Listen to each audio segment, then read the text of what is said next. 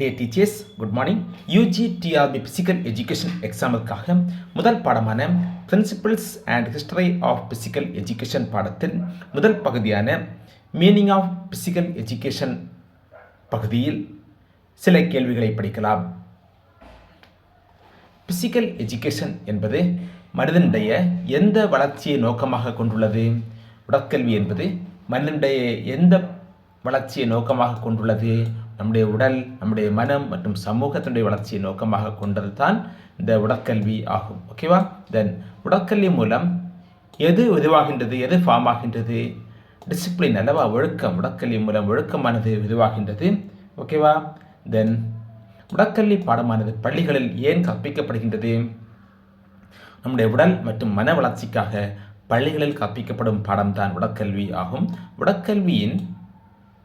உடற்கல்வியானது கல்வியில் எந்த அம்சத்தை வலியுறுத்துகின்றது? உடற்கல்வியானது கல்வியினுடைய எந்த அம்சத்தை வலியுறுத்துகின்றது என்றால் உடல் இயக்கத்தை வலியுறுத்துவது தான் உடற்கல்வி ஆகும்.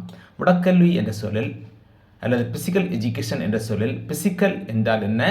உடல் ஆகும். ஓகேவா? பிசிக்கல் என்பதனுடைய மீனிங் என்ன? உடல் ஆகும். தென் எஜுகேஷன் ஃபார் பிசிக்கல் ஆக்டிவிட்டீஸ் என்பது யார் கூற்று? எஜுகேஷன் ஃபார் பிசிக்கல் ஆக்டிவிட்டீஸ் என்பது யார் கூற்று? சார்லஸ் பச்சர் என்பவருடைய கூற்று தான் என்ன? எஜுகேஷன் ஃபார் பிசிக்கல் ஆக்டிவிட்டீஸ் என்பது சார்லஸ் பச்சருடைய கூற்று ஆகும். ஓகேவா? தென் உடற்கல்வி என்பது எதன் மூலம் கல்வி என அழைக்கப்படுகின்றது? உடல் இயக்கங்கள் மூலம் கல்வி தான் என்ன? உடற்கல்வி ஆகும். ஓகேவா? உடல் இயக்கங்கள் மூலம் உள்ள கல்வி தான் உடற்கல்வி ஆகும். உடற்கல்வி மனிதனை எவ்வாறு உருவாக்குகின்றது? ஆரோக்கியமான மனிதனாக உருவாக்குகின்றது உடற்கல்வி. உடற்கல்வி எதன் அடிப்படையில் அமைந்துள்ளது என்றால் உடல் இயக்கத்தின் அடிப்படையில் அமைந்தது. தென் பிசிக்கல் எஜுகேஷன் வாழ்க்கையுடன் எவ்வாறு தொடர்புடையது? நேரடி தொடர்புடையது அல்லவா? உடற்கல்வி என்பது வாழ்க்கையில் டைரக்டான தொடர்பை உடையது ஆகும். ஓகேவா? தென் உடற்கல்வி மனிதனுடைய எந்த திறனை வளர்க்கின்றது? உடற்கல்வியானது மனிதனுடைய உடல் திறனை வளர்க்கின்றது உடற்கல்வி ஆகும். ஓகேவா? உடற்கல்வி பாடத்துடைய மையம் என்னவென்றால் உடல் இயக்கம். ஓகேவா? மாறாக புத்தகமோ ஆசிரியரோ மாணவனோ அல்ல, உடல் இயக்கம் தான் உடற்கல்வி பாடத்தின் மையம் ஆகும். உடற்கல்வி என்பது உடல் இயக்கம் மூலம் உள்ள கல்வி ஆகும். ஓகேவா? மட்டுமின்றி உடற்கல்வி என்பது விளையாட்டு மூலம் கல்வி எனலாம், உடற்பயிற்சி மூலம் கல்வி எனலாம். ஓகேவா? அப்படியும் நாம் சொல்லலாம். முக்கியமாக உடல் இயக்கத்தின் மூலம் உள்ள கல்வி தான் உடற்கல்வி. மாறாக விளையாட்டு மூலம் உள்ள கல்வியும் உடற்கல்வியாகும். உடற்பயிற்சி மூலம் உள்ள கல்வியும் உடற்கல்வி ஆகும். ஓகே. தென் உடற்கல்வி என்பது நடைமுறை கல்வி ஆகும். ஓகேவா? உடல் இயக்க கல்வி, விளையாட்டு கல்வி, நடைமுறை கல்வி என பலவாறு உடற்கல்வியை நாம் சொல்லலாம். தென் பிசிக்கல் எஜுகேஷன் சமூகத்துக்கு என்ன கொடுக்கின்றது? உடற்கல்வியானது சமூகத்திற்கு ஆரோக்கியமான குடிமக்களை கொடுக்கின்றது. உடற்கல்வி என்பதனுடைய மீனிங் என்ன? உடற்கல்வி என்பது உடல், மனம் மற்றும் சமூக வளர்ச்சி ஆகும். ஓகேவா? உடற்கல்வி என்ற சொல்லினுடைய தமிழ் பொருள் என்ன? உடற்கல்வி என்பதனுடைய தமிழ் பொருள் என்ன? மன்னிக்கவும். உடற்கல்வியுடைய முக்கிய நோக்கம் என்ன? உடற்கல்வியுடைய முக்கிய நோக்கம் என்பது முழுமையான மனித வளர்ச்சி ஆகும். ஓகேவா? உடற்கல்வி என்பதனுடைய முக்கியமான நோக்கம் என்ன? முழுமையான மனித வளர்ச்சி தான் உடற்கல்வியின் முக்கிய நோக்கமாகும். உடற்கல்வி என்பது எந்த வளர்ச்சியை குறிக்கின்றது என்றால் உடல், மனம் மற்றும் சமூக வளர்ச்சியை குறிக்கின்றது. உடற்கல்வி என்பது உடல் இயக்கம் மூலம் உள்ள கல்வியாகும். மாறாக பாடப்புத்தகம் வாயிலான கல்வி அல்ல, உடற்பயிற்சி மூலம் உள்ள கல்வி அல்ல, எழுத்து மூலம் உள்ள கல்வி அல்ல. உடற்கல்வி மாறாக உடல் இயக்கம் மூலம் உள்ள கல்வியாகும். உடற்கல்வி என்பது நடைமுறை கல்வி ஆகும். ஓகேவா? தென் எஜுகேஷன் ஃபார் பிசிக்கல் ஆக்டிவிட்டீஸ் என்பதனுடைய தமிழாக்கம் என்ன? எஜுகேஷன் ஃபார் பிசிக்கல் ஆக்டிவிட்டீஸ் என்பது சார்லஸ் பச்சர் என்பதம் கூற்று ஆகும். ஓகேவா? சார்லஸ் பச்சருடைய கூற்று தான் என்ன? Education for physical activities. இதனுடைய மீனிங் என்ன? உடல் இயக்கங்கள் மூலம் கல்வி என்பது தான் இதனுடைய மீனிங் ஆகும். ஓகேவா? உடல் இயக்கங்கள் மூலம் கல்வி என்றவர் சார்லஸ் பச்சர் ஆகும். உடற்கல்வி மனிதனை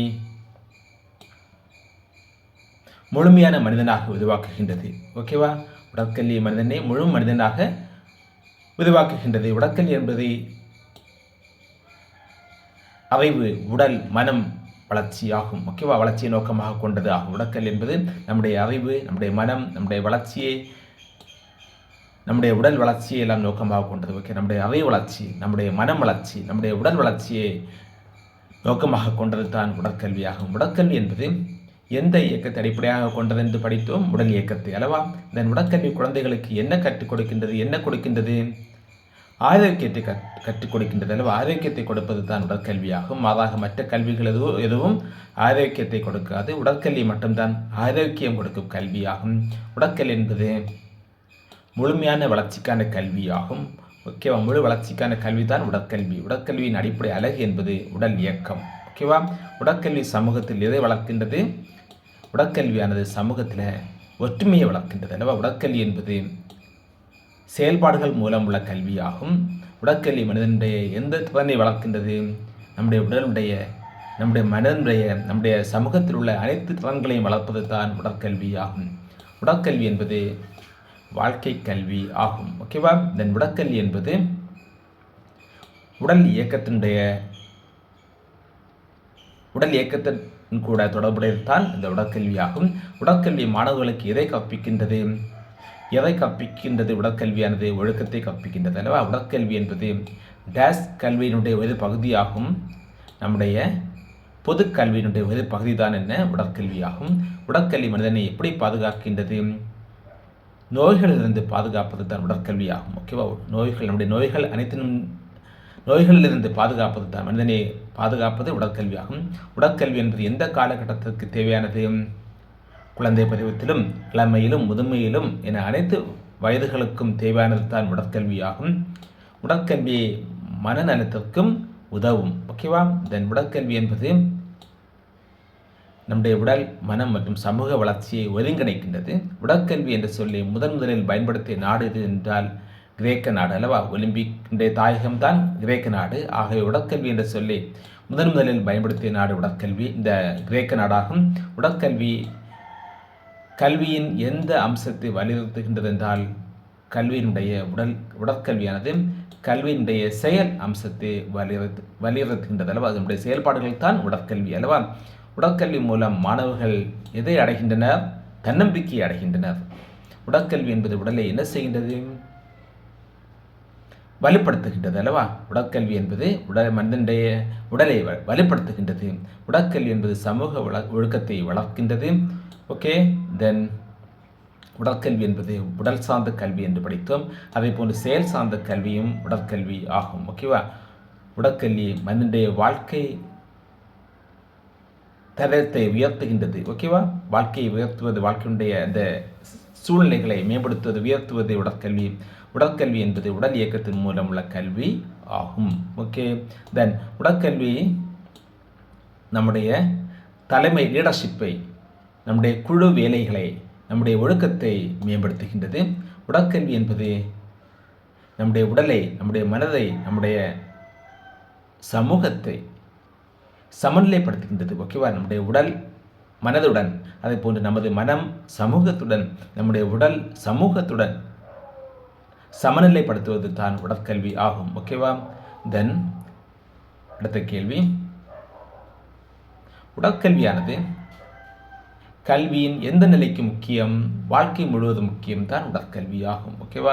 மாறாக பள்ளி காலத்திலோ அல்லது கல்லூரி காலத்திலோ அல்ல, வாழ்க்கை முழுவதும் முக்கியமான ஒன்று தான் உடற்கல்வி ஆகும். உடற்கல்வி மாணவர்களுக்கு கற்பிக்கும் முக்கிய மதிப்பு என்ன? ஒத்துழைப்பு அல்லவா? ஒத்துழைப்பு, கோஆபரேஷன். ஓகேவா? தென் உடற்கல்வி உடல்நலத்தை என்ன செய்யும்? பாதுகாக்கும். ஓகேவா? உடற்கல்வி என்பது மனித வளர்ச்சிக்கான கருவியாகும். மனித வளர்ச்சிக்கான மிஷின் தான் என்னது? உடற்கல்வி. உடற்கல்வி கல்வியினுடைய எந்த வகை அணுகுமுறையை பின்பற்றுகின்றது? செயல் சார்ந்த அணுகுமுறையை பின்பற்றுவது தான் உடற்கல்வி. உடற்கல்வி என்பது முழுமையான கல்வியாகும். உடற்கல்வி மனிதனுடைய தன்மையை எப்படி மாற்றுகின்றது? பாசிட்டிவாக மாற்றுகின்றது, அல்ல நேர்மறையாக மாற்றுகின்றது. உடற்கல்வியானது மனிதனுடைய சிந்தனைகளை அல்லது கல்வியை, தன்மையை எல்லாம் பாசிட்டிவாக மாற்றுகின்றது. ஓகேவா? உடற்கல்வி வாழ்க்கையில் ஏன் முக்கியம்? நம்முடைய ஆரோக்கியத்திற்காக, நம்முடைய ஒழுக்கத்திற்காக, நம்முடைய சமூக வாழ்வுக்காக உடற்கல்வி வாழ்க்கையில் மிகவும் முக்கியம். உடற்கல்வி என்பது உடல் இயக்கத்தின் கல்வி. உடற்கல்வி மாணவர்களை எவ்வாறு உருவாக்குகின்றது? ஆரோக்கியமானவர்களாக உருவாக்குகின்றது அல்லவா? ஹெல்த்தி பீப்புளாக ஃபார்ம் பண்ணுகின்றது உடற்கல்வி. உடற்கல்வி என்பது முழுமையான வளர்ச்சியை நோக்கமாக கொண்ட கல்வி. உடற்கல்வி மனித வாழ்வில் எந்த இடம் பெறும் என்றால் முக்கியமான இடம் பெறும். ஓகேவா? தென் உடற்கல்வி கல்வியின் எந்த அம்சத்தை வலியுறுத்துகின்றது? செயல் அம்சத்தை வலியுறுத்துகின்றது உடற்கல்வி. ஓகே, உடற்கல்வி என்பது நம்முடைய உடல் இயக்கம் மூலம் குணநல வளர்ச்சி ஆகும். நம்முடைய குணங்கள் எல்லாம் நம்முடைய உடல் இயக்கங்கள் மூலம் வளர்ச்சி அடைவது தான் என்ன? உடற்கல்வி ஆகும். உடற்கல்வி மனிதனை எதற்கு தயாராக்குகின்றது? மனிதனை தயார் பண்ணுகின்றது அல்லவா? எதற்காக? வாழ்க்கைக்காக மனிதனை தயார் பண்ணுவது தான் இந்த உடற்கல்வியாகும். உடற்கல்வி என்பது முழு கல்வியினுடைய அடிப்படை அங்கம் ஆகும். ஓகே, இதன் நம்முடைய முழுமையான கல்வியினுடைய அடிப்படை அங்கம் தான் உடற்கல்வி ஆகும். ஓகே, இத்துடன் உடற்கல்வியினுடைய மீனிங் அல்லது மீனிங் ஆஃப் பிசிக்கல் எஜுகேஷன் பகுதியில் உள்ள கேள்விகளை முடிக்கலாம். நன்றி.